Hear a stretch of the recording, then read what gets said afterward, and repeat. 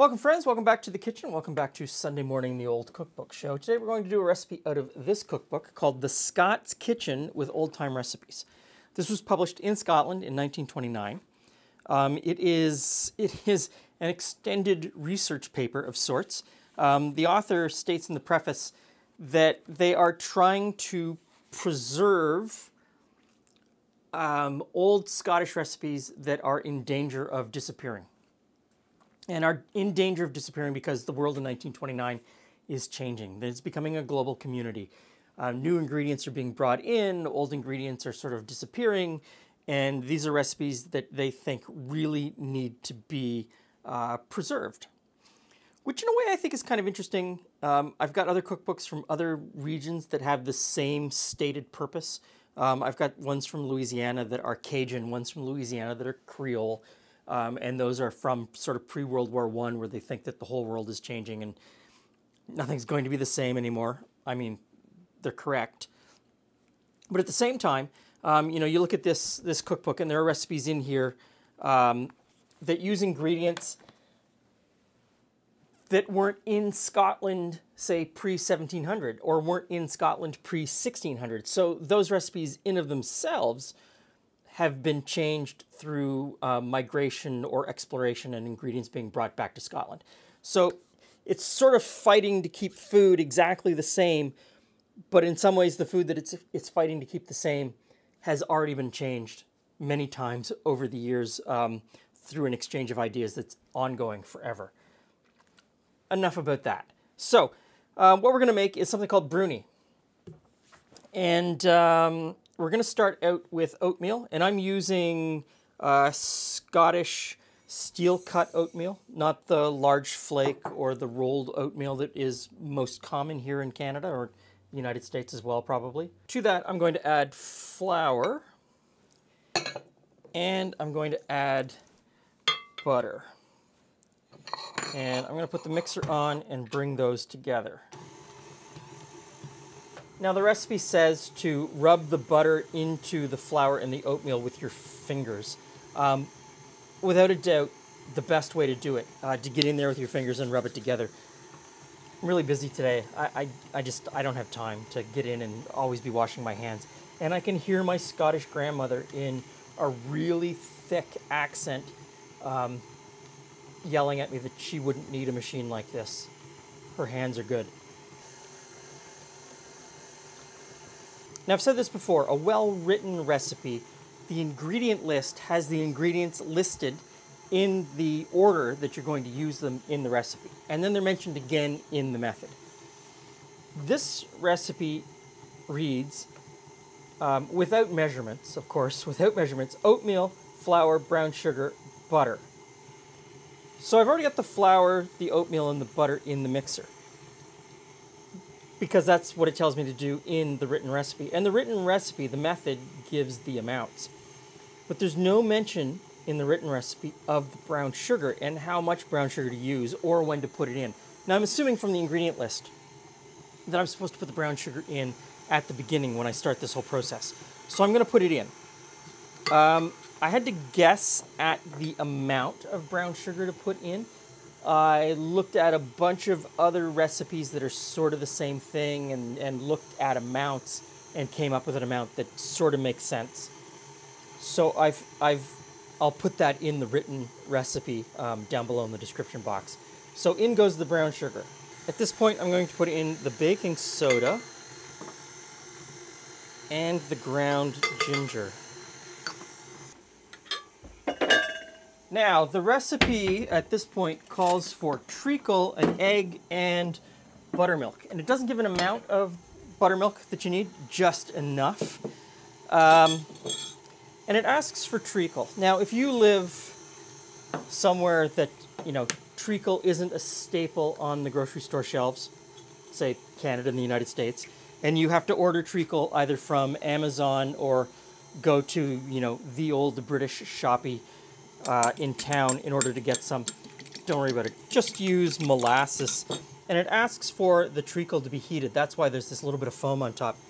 So I'm going to put just a little bit of buttermilk in with the egg. I don't know how much buttermilk I need, but I'm going to put a little in and just mix those together before I put them into the mixer. And you know, corn syrup would work. Corn syrup would be just fine. Golden syrup would be just fine. All of those things. Treacle in the end tastes a lot like molasses anyway. So I've got the egg and a little bit of buttermilk in. I'm going to put in the treacle. And I imagine the treacle is heated just to make it easier to pour. Get a little spatula here and get the rest of it out.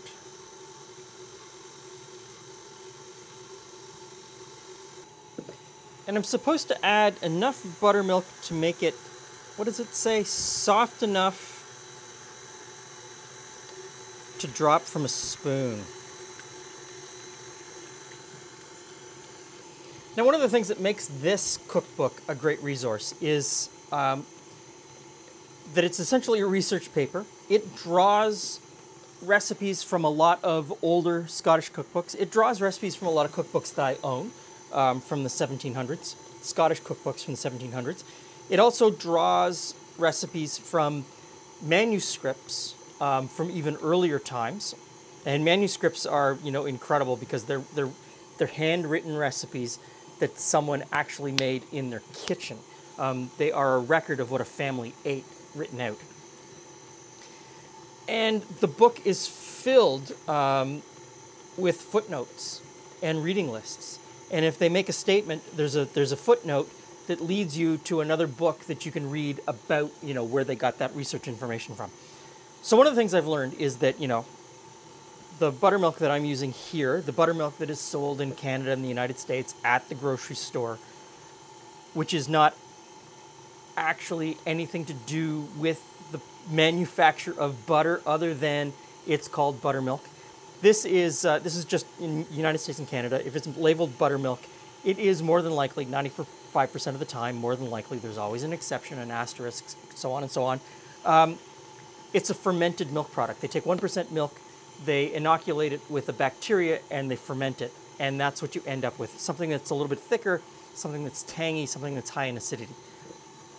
This recipe, in this cookbook, from the time period that they're talking about, it would have actually been the liquid left over after churning butter from milk, called buttermilk.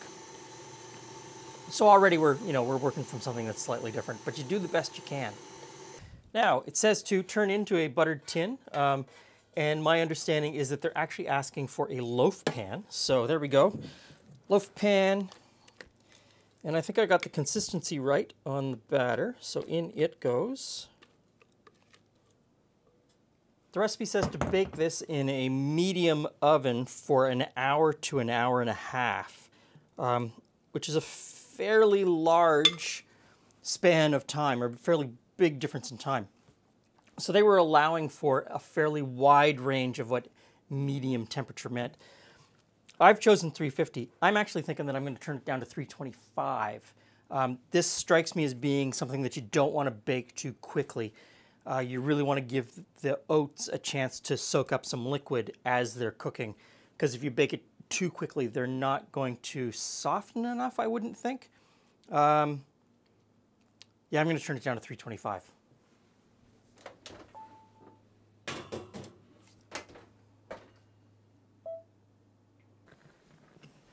Hey Glenn, hey friends. Hey Jules. More cake. So I tripped myself up on the way through. Interesting. It's got oats. It's got oats.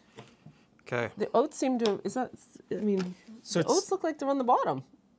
It's steel cut oats. Okay. So it'll be crunchy. Mm-hmm. Aha, I like crunchy. I like crunchy when you know it's supposed to be crunchy.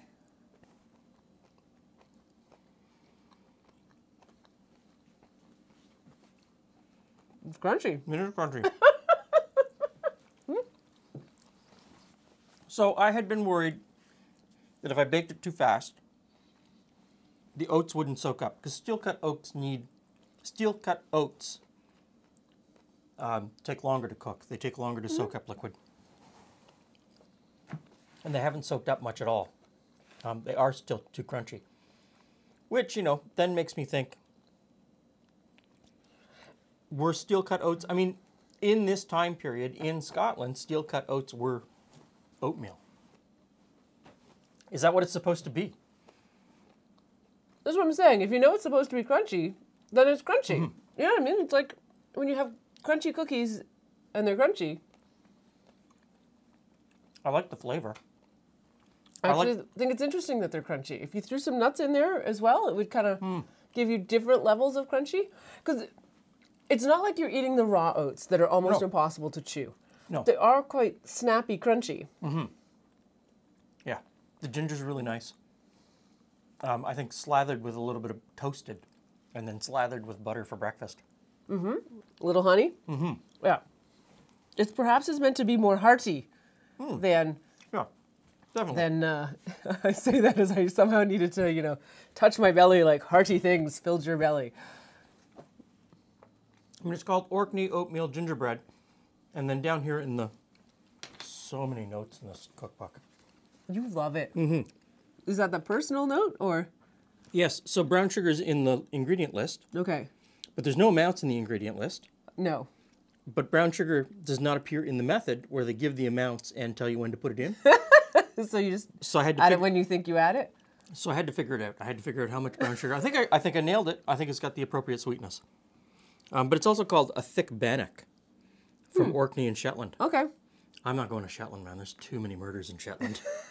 Okay. That's a reference to the television show, not necessarily real life. Just want to make sure that's very clear. It's like anything, if you've got a mystery detective in your community, apparently there's lots of murders there too. I'm not going to Midsummer. I'm not going to Shetland. I'm not going Where was it Angela Lansbury lived? Oh, somewhere on the east coast of the U.S. Yeah, I wouldn't go there. I wouldn't go there either. So anyway, I think that's interesting. I think that's interesting. I like the flavor. I'm not as down with the crunch as Julie is. Crunchy. I think if you made it with large flake oats, it would probably suit me. It would suit me. It would probably suit the modern palate a little bit more. I can see my grandfather chewing that up and really enjoying it. Yeah. Okay, so, Bruni, thanks for stopping by. See you again soon.